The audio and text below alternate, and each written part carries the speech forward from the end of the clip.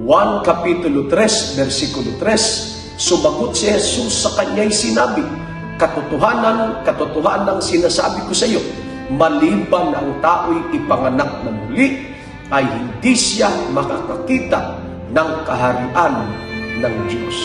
Maraming tao nagsasabi, kami ay born again, kami ay naipanganak na muli.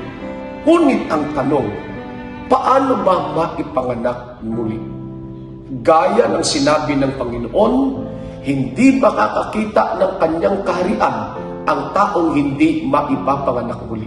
Mga kaibigan, mga kapatid, para ang tao maipanganak muli, kinakailangan siya'y tumanggap ng bautismo sa pangalan ng Panginoong Jesucristo. Ito lamang ang tanging paraan para maipanganak tayong muli. Maaring may mga katanungan ka sa iyong isipan, ngunit ipahintulot mo sa mga susunod na pagkakataon, sasabihin sa atin, ipaliliwanag sa atin ng Biblia, bakit mahalaga maipanganak kang muli at mabautismuhan sa pangalan ng Panginoong Jesucristo. Pagpalain ka ng Panginoon, kapatid. Maaari po kayong magtanong, mga kapatid, sapagkat walang tanong na di walang sagot sa Biblia, pagkat ang salita niya ay katotohanan.